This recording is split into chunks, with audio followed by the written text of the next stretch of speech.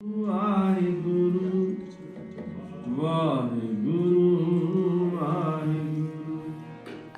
think the whole part about being Indian, it feels more like, like there's some music or something playing, some tune that you hear and you can't quite catch it, but it's always there somehow in the back of your mind.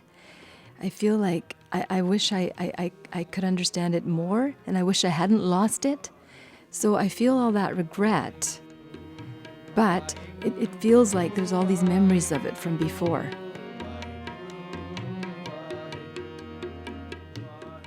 So when I was about 10 months old, my father left our village in India and came to Canada.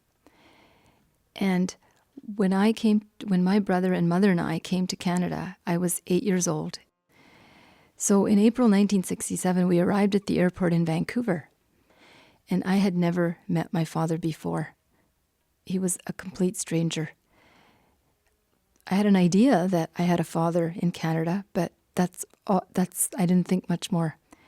And my first image of my father was a man standing in a trench coat with hands in his pockets, his chin kind of slightly up, so head slightly back. That was his pose in pictures all the time. He always looked uncomfortable. And he wasn't a warm person who really knew how to relate to children. He wasn't playful. And he was authoritative. And so we weren't very comfortable with him. And even worse and more scary, he had become a very serious drinker, living alone in Canada during those 8 years. And in the first years of our living in Canada, I remember seeing my father having to be carried home by, several men and then dropped onto the bed. And other times, he wouldn't come home till very, very late.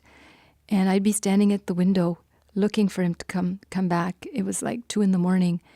And I was very worried because he was the one who knew Canada. He knew English. He was the one who went to work. And I just remember feeling afraid of what would happen to us if he never came back. Paul and I, since we lived on Marine Drive, you could see the planes landing. And so we were always watching these planes together, wishing that we could get on the plane and just go back. My parents and I and my brother and I ended up sort of living in these 2 separate worlds. In the end, my parents went to the temple and met their friends, and we Paul and I, just grew up with our interests and friends that we met mainly through school. Now, for my father, he wasn't a warm person, but he was a person who truly valued education. So one really special thing, and maybe one of the very important trips he made with us, was to the South Hill Library when I was maybe 9.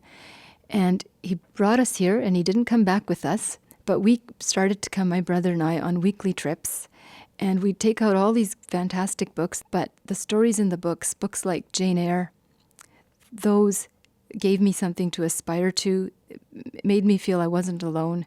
And the beauty in the books, the beauty in the language, the beauty in the poetry that was sometimes part of the stories gave me a lot of strength and wonderful memories. If we're looking at Mesopotamia, I'll just show you what we would do. Yeah, I sort of think I was fortunate in that I just ended up here. It wasn't a plan. As you know, I work at the South Hill Library, and when people come here who can't speak the languages or are just learning the culture, I tell them that human relationships don't always meet our needs, but the books do. Like, our families are very busy. Our parents can't always give us what we like. But when you have a great story or a good book, you have like someone with you all the time. So you feel like you're with somebody. At some level, I feel very much part of the Canadian world and Canadian values, and I have lots of, Canadian friends. And however, I also feel this bond with my original culture, that language, all those colors, the smells of being in the temple with my grandmother and mother, I guess I feel I'm part of both.